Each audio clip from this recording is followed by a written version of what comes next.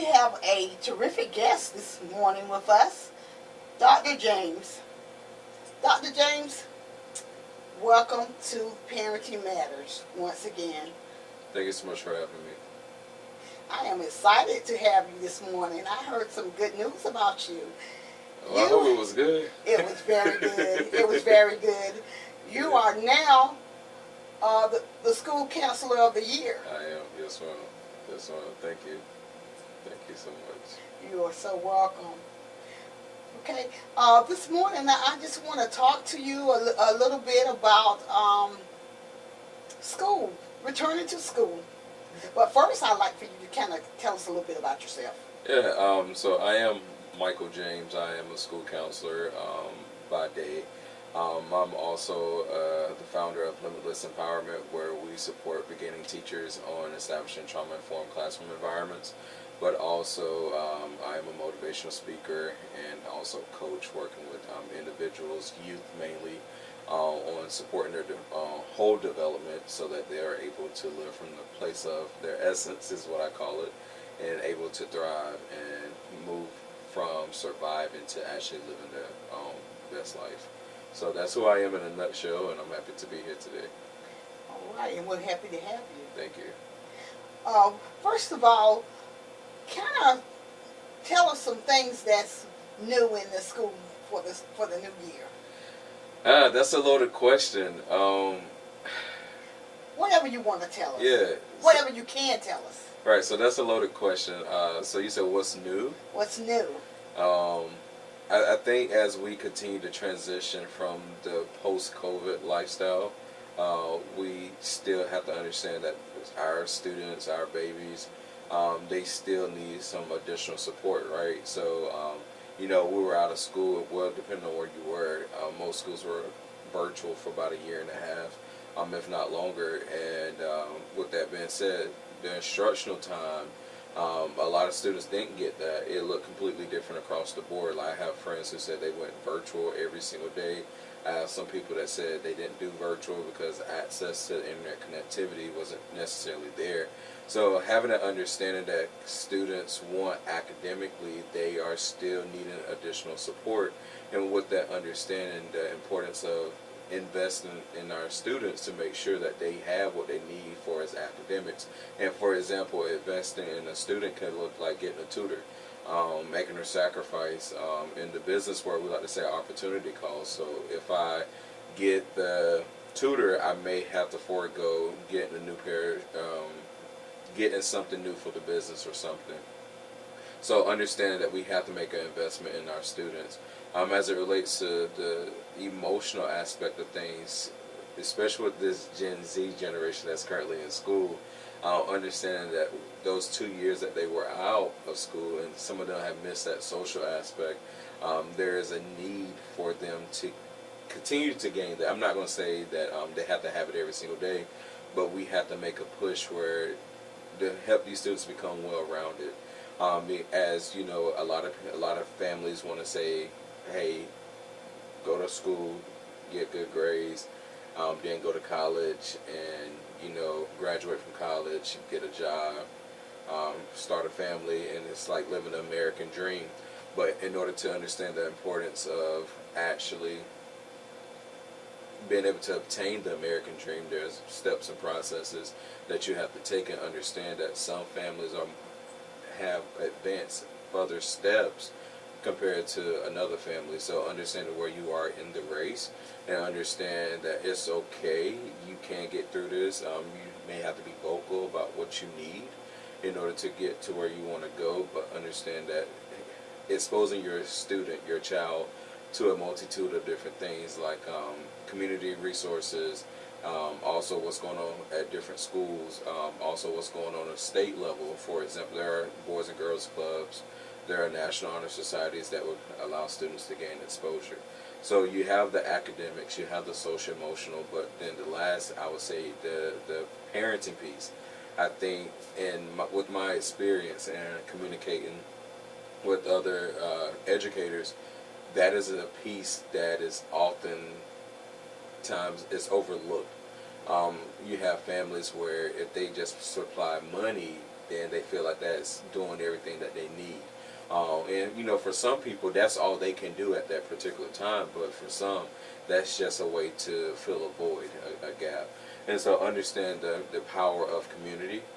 Um, like the saying says, it truly takes a village to raise a child, and it does. It takes me being able to advocate for your child at school. It takes you being able to ask questions, being able to show up, and being able to provide additional resources. The school is not the place to end all be all.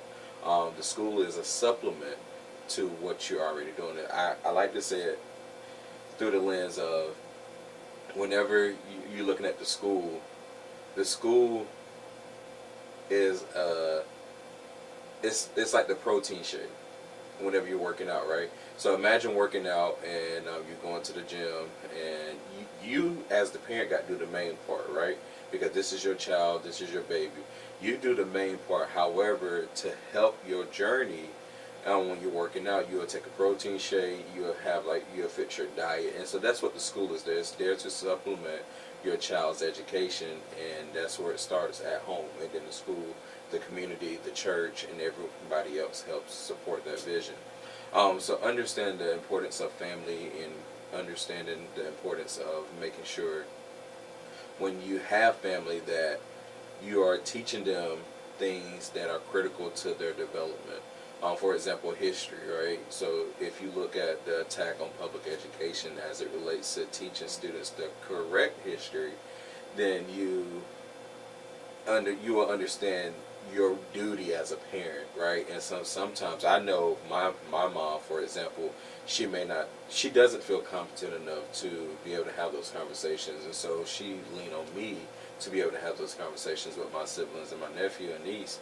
And so just understanding where you are in the race to determine what type of tools and resources that you need, because it's going to be hard, it's going to be challenging, but at the end of the day, your child is still going to have to go through something, and you want to make sure you have fully prepared them, but not handicap them to be successful whenever it's time for them to face that challenge.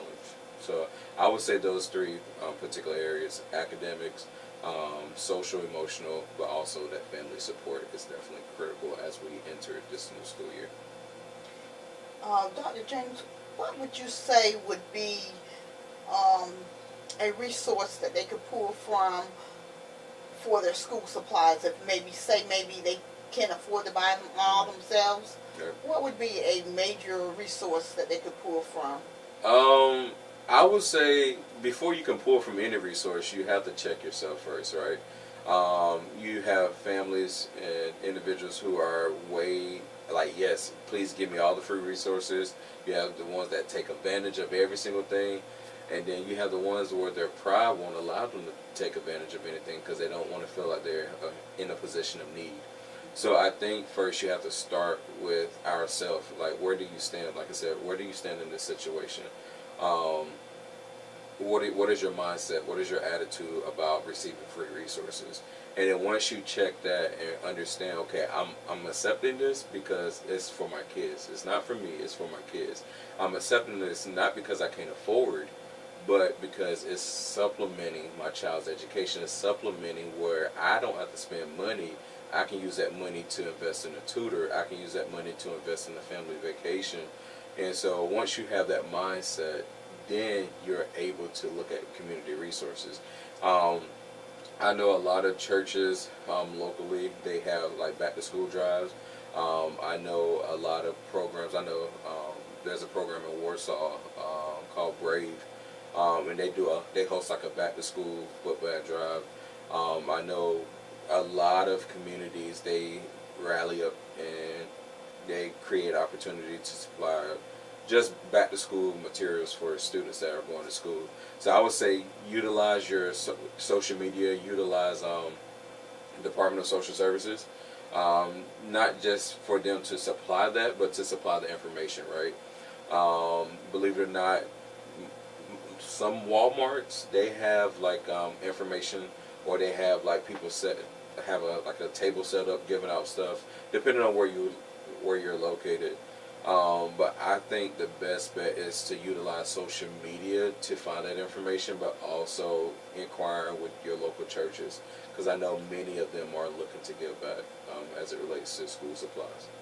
Okay. Um, Also, the dress code. Hmm. Is there going to be any changes in the dress code? Uh, that that that's another loaded question, right? Because the dress code varies depending on school, depending on district, Okay. depending on also community, right? So if it's a private versus public school, it matters because some schools will have uniforms, so they don't have to worry about dress code. Some schools don't have uniforms. I, it honestly depends on the school.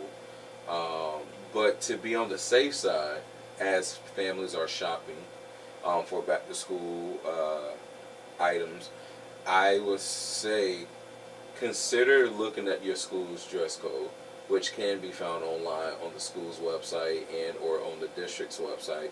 Keep that in mind, because believe it or not, while I understand you may want your daughter to wear this or the latest trend or latest fashion, but what's going to matter? You getting a phone call every single day to come and pick her up because of dress code? And because believe it or not, if this happens at least twice a month, your child is missing over 40 hours of instruction in an academic year. And so, while I understand, well, it's my child, she can wear whatever, or he or they can wear whatever they want, I get that mentality, but at the same time, your child is not coming to school to walk the runway. Your child is coming to school to get an education and to learn. Um, I would say it would be in the best interest of the family to consider um, what about the clothes, the style, the shoes, and everything that has been purchased? How is that defined in who the child is, right? While I don't 100% always agree with what the school is saying about dress code, right? But at the same time, because I'm an individual, let's get the child here. Let's get the child here, and once the child is here, I'll work with whatever I got. I'm not going to police you because you got a hoodie on. Because believe it or not, you may have had a bad day. You and your mom may have gotten in a fight.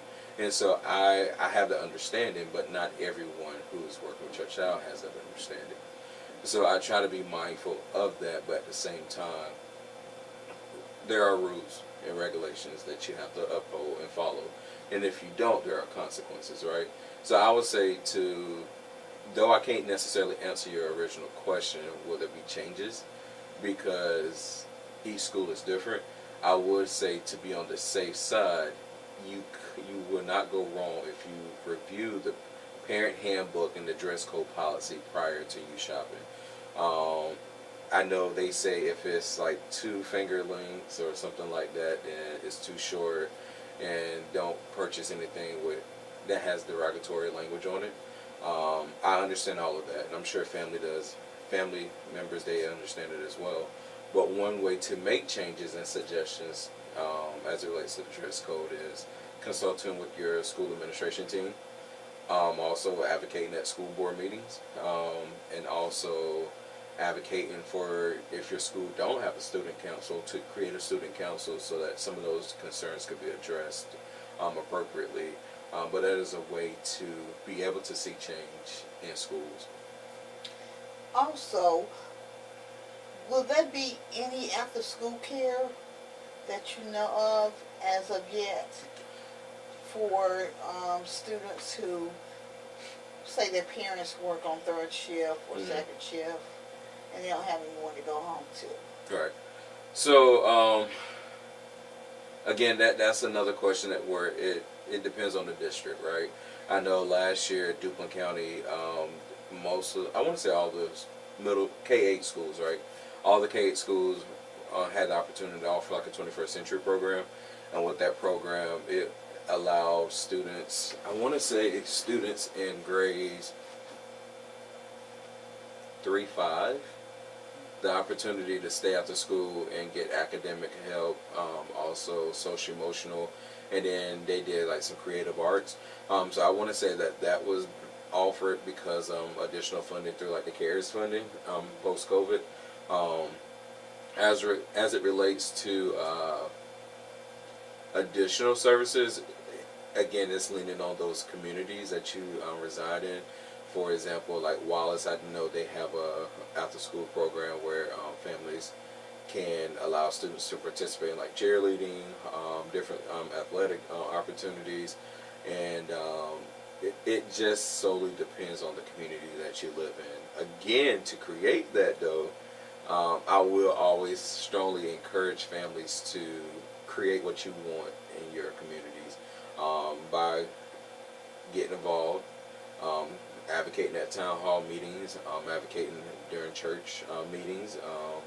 And if you want change, you have to disrupt. You have to be a disruptor.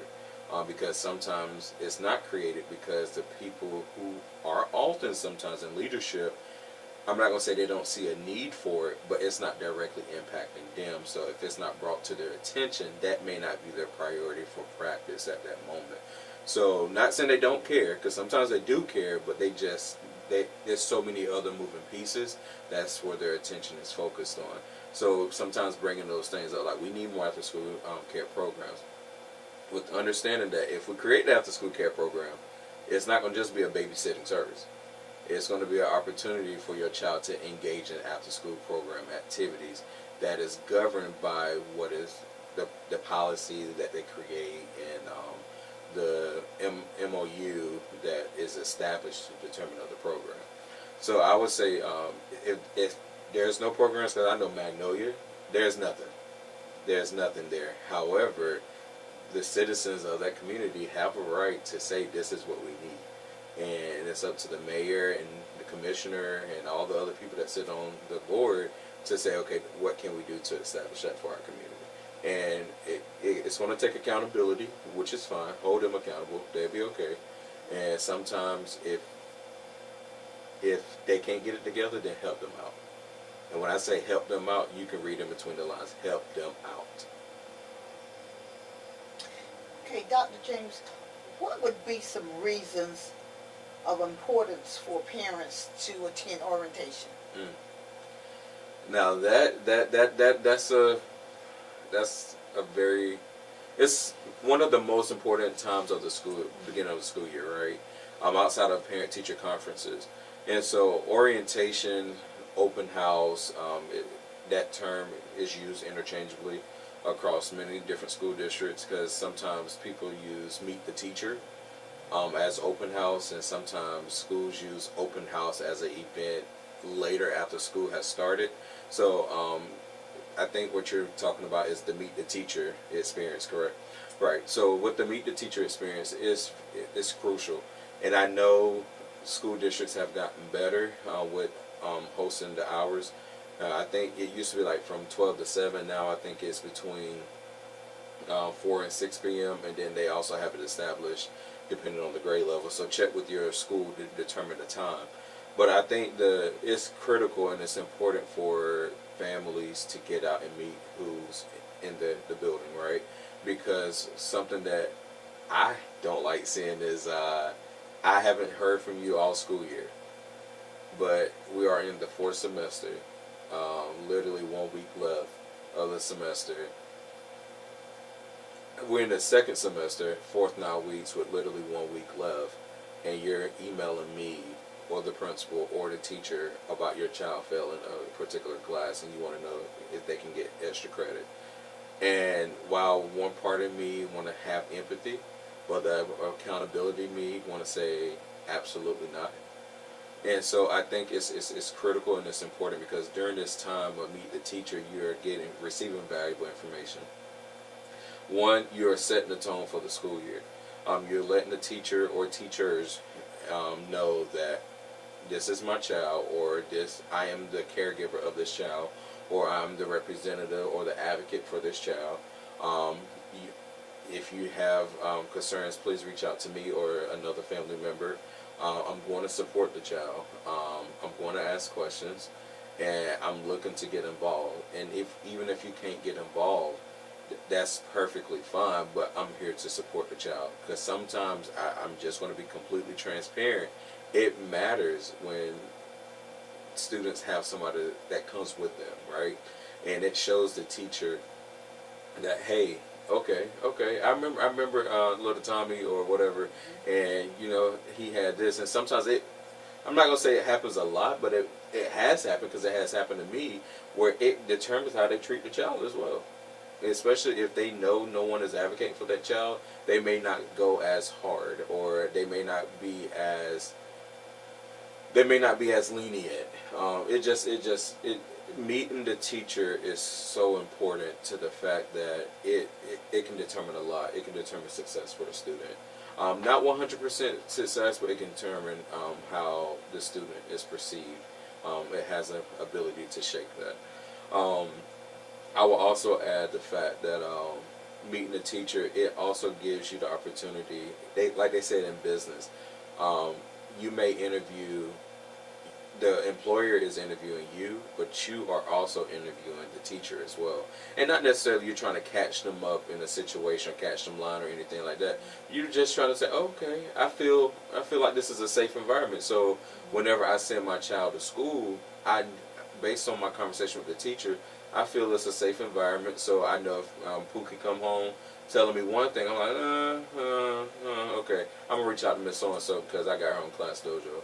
I nipped that in the bud. And so I snatched a pencil from you versus, so imagine you're in the classroom and the teacher take a pencil away from the student. But the student go home and say, the teacher, she took the pencil away from me, and then she threw it at me, and then you, as the teacher, you get an email or an angry parent coming at you like, hey, can you tell me a little bit more about this? He said you threw a pencil at him, then you snatched it, then you made him cry. You're like, what? None of that even happened. But when there's a relationship there, you're able to say, what did you do? What did you do? And you're able to ask that question to the student and say, what did you do? Tell me what you did. Because I know this teacher right here. I don't know her to like down to her address, but I was able to build that rapport with that teacher. So tell me what you did. And it prevents a divide from the teacher and the family, because ultimately the student just trying to find a way not to get in trouble. So if that means I got to lie to not get in trouble, then that's what's going to happen. And so, but whenever you have that rapport with that teacher, whenever you're being visible with that teacher, you're able to have that. And that way, it can be like, no, Miss So-and-so, this is what happened. He was being disruptive. I actually placed him in the hallway. I sent him to the office. I communicated with you when I did. He came back in the next day. He was doing the same exact thing. He threw the pencil at a student, and then that's when I took the pencil from him. And then that's when you're like, okay. But if there's no rapport there, and if you immediately just come out to the school and saying, well, y'all wrong, and y'all racist, or y'all this, that, and the third, then it automatically creates a divide. Because believe it or not, teachers are humans. Leaders are humans. Everybody that works in education are human. And outside of the professional life, we have a personal life, right? And so, you may want us to be on this pedestal, but that's not who we are. We are professionals. We work to respect every individual. We work to collaborate with every individual as much as we possibly can, but at the end of the day, we're humans. And it's important that families understand that. You can hold us to a certain standard, that's okay, but at the same time, it's your responsibility to be held accountable as well. Okay. Dr. James, how important is the website, the school website? How important is that? How important is the school website? Yes. Checking in on the website every now and again to make sure that you have every detail that you need. Because your student might come home one day and say, okay, we're going to do this, we're going to do that, but you're not really getting what that student is saying. And you can't call the administrator right then and there. How important is it to check the website, the school's website that your child is attending? I think that's important. I'm 50-50 with that because I come from a place very rural where our internet connection is slower than molasses. But I think checking the internet, not the internet, checking the website is very important because it will provide latest updates, right? But I also think making sure families, as a responsibility on the education system, is making sure families have a multiple options to review the information that you're sharing, right? Before that reason, um, I think whenever you are, and can I also add, whenever not only just checking the website, but also checking Power School, also checking Class Dojo, also checking whatever other system that your school or learning system that your school uses. Excuse me. Also checking those. I think that's very important. I think you should get in the habit of checking that at least once a week, if not twice a week. The reason why I say once to twice a week is because there's always new information that's going on the website that it was also sent with your child. But between the teacher passing it out at the end of the day to the child walking through the hallway, making it to the school bus, and then making it in the house, it mysteriously gets thrown, I guess, in the lost and found somewhere. Because it hardly ever makes it home. So I've seen a lot of families say, well, I didn't know that. I'm just like, well, we sent it home. We did a connect ed. We put it on the website. They're like, well, no, I ain't get it. And then so now at the end of the day, it's just like, okay, so what do you say? What do you do? Okay, we're like, okay, how can we redefine that process? Right? And so it's a responsibility on all parties. The school system to make sure it's visible, right? Whether you're sending it home, you're doing connect eds, you're placing it on the website, you put it on the marquee outside of the building. Um, the student to make sure that you're actually sending it home, right? But we know kids, right? So if they don't want you to know anything about it, they're not going to let you know anything about it. I remember going away, ripping up, and my referrals when I used to get written up in school, and actually saying, "Oh well, they said they'll give it to me tomorrow." I remember getting my report card, changing the grade on it, they'll put my teacher's initials. And so kids gonna be kids, but us adults, we have to make sure we do our part, and we have to check, we have to ask those questions. We can't be so busy, caught up doing what we as adults and family members have to do to maintain a daily lifestyle. But we have to stop and ask questions. We have to get involved because, believe it or not, it's the success of your child, no one else's. And so if you want to take a lackadaisical approach, then by all means take that approach. But and at the end, your child is going to suffer. So, like I said, I think it's a four-way highway. Everyone has a part in making sure the communication is received, and also making sure you actually look at the communication, because it's typically 9 out of 10 is there. You just got to take the initiative. Okay, Dr. James, explain to our parents the difference between Power School and the website. Yeah, so with Power School, if this is viewed in North Carolina, then most schools in North Carolina, if it's private, then they use something different. But most schools in North Carolina that are public or charter, they use this system called Power School. And Power School is a student information system where it keeps track of the academic grades, it keeps track of the GPA, it keeps track of every identifying information on the student as it relates to their academics, but as it relates to their test scores. And so typically teachers, they get in the habit of grading at least once or twice a week, and then they upload that information in Power School. So that way, if little Johnny, Pookie, or Ray Ray, or some of them come up to you and they're like, you ask them like, "Hey, where's your report card?" And you're like, "Oh, well, we didn't get it yet." And then, okay, it came out last Thursday, FYI. But and it's 2 weeks later and they still haven't gotten the report card. You can get in the habit of just checking, pulling it up, going on the parent portal, and you can see their grades in real time, which is very important. You can have, most everybody have a smartphone. you can download the app and you can review that information. If you don't have a smartphone, you can still go on the website and download that information. And if you don't have access to internet connection, then you can always stay in contact with the teacher by calling the school. And the best way to communicate is via email. I always have a paper trail. I 100% believe that. Always have your paper trail.